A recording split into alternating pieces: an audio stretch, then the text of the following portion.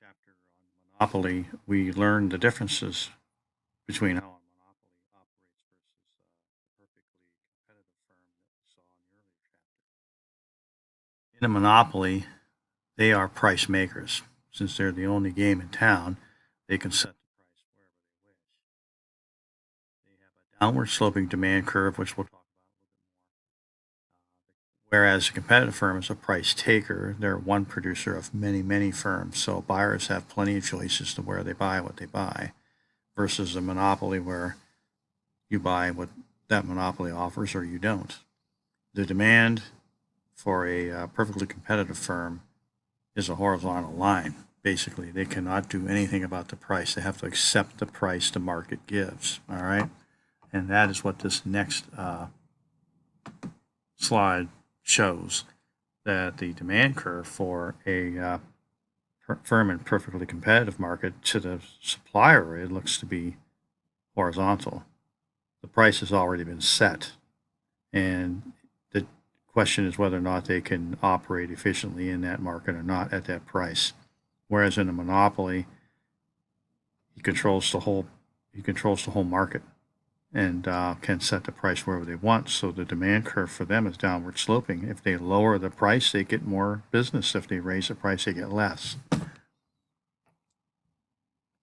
And so I wanted to look at this chart. It's similar to the one in the previous discussion we had on a perfectly competitive firm. And you can go through this, and if you go through it, you'll understand more about how a monopolist operates. But the thing I wanted to show you was in the competitive firm, price is the same all the way down the line. No matter how many they make, the price is the same. Here for a monopoly, since they get to choose the price, they set it where they get the quantity of sales they want. Okay? And when you look at average revenue, when we looked at a competitive firm, the average revenue is the same for every quantity level. And the marginal revenue is the same for every quantity level, whereas for the monopoly, it's different. Okay? So if we put the curves on for a monopoly, we get this. The downward sloping demand curve is going to lead to a marginal revenue curve that looks like this. Now, for those of you who took calculus and still remember some of it, the marginal revenue curve is the derivative of the revenue curve. And when you calculate it, you end up with a line for the marginal revenue that has twice the slope with the same intercept as the demand curve. So this point right here is halfway from where this line would hit the axis over here, making the slope twice as much. Okay, now we don't need to understand calculus to understand this graph, but there are some out there that it might be helpful to. So anyway, when you have a downward sloping demand curve, it's because you have something unique. Either you control the whole market or you have something really clever that you've designed and you're the only one that has it. And so you're able to sell whatever level you want. And then you just go down your demand curve and lower your price until you get the quantity you want to make. All right, that's what that's basically showing. Now here is the cost curves overlaid now on the situation for a person that's in a monopoly. There's their downward sloping demand curve. There's that marginal revenue curve that has twice the slope as the demand curve. And here's where their marginal cost intersects it. And just like a perfectly competitive firm, they want to operate where marginal revenue equals marginal cost because that's where profit is maximized. Okay, so that rule holds no matter what business you're in. You want to operate where your marginal revenue equals your marginal cost. That is where your profit is maximized. Okay, so doing the next slide, you can see there's the monopoly's profit. They pick a point to operate where their marginal cost equals their marginal revenue. That's this point right here.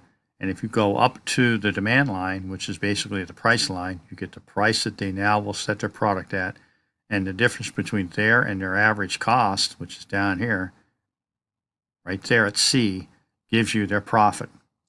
So they operate at an economic profit. So what that says is that if you are able to create something unique that customers want to buy, and you have a patent protecting you, or you're just the only, or a copyright, or you're just the only one in town right now that has it, you're going to operate at greater than economic profit.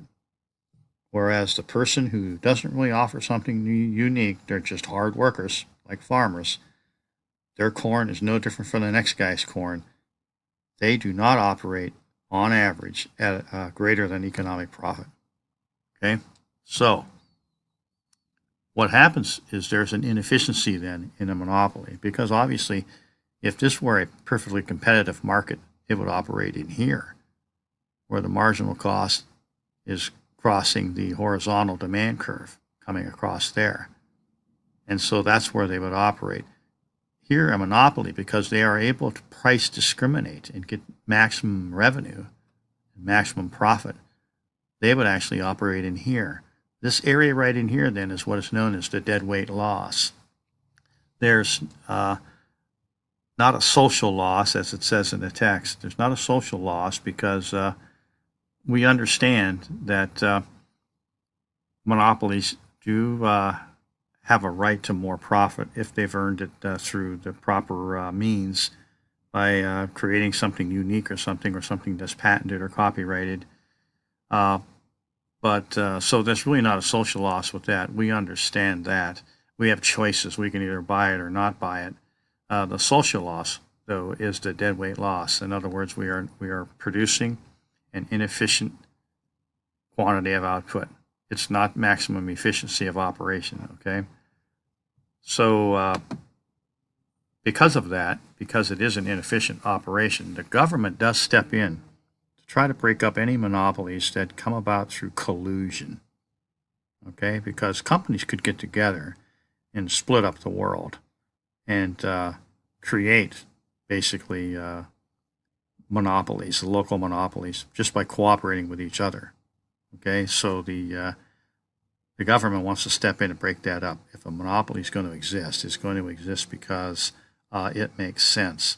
And there are times when it makes sense. If I want pharmaceutical companies to invent new drugs, I've got to give them a patent for their new drug, or otherwise they have no incentive to invent it. So it's important for us to have the new drugs, the new prescriptions. So we have to give them an opportunity to recoup their investments in the new research and technology to create them. That's one thing. But coming together and colluding to split up the world is something the government does step in and break up, okay? And here's some of the laws that have been created: the Sherman Antitrust Act of 1894, the Clayton Act. They prevent mergers when they are not in the best interest of the country.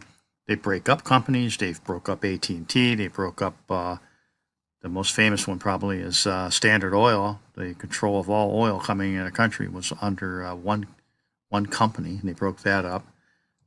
They prevent companies from coordinating their activities to make markets less competitive. That is serving the public and making sure that monopolies, if they exist, are existing for a good reason. All right. And then this chart, you can look at it yourself in the text, shows you the difference between the way a monopoly operates and the way a competitor operates in a competitive market. So for us buyers, we like a lot of competition. And for us producers, we like to be rewarded for something that we've done that's very unique. We created a unique idea, a unique product. We need to be protected to recoup the investment in that creativity of ours. Okay, so if you have any questions on this, please let me know.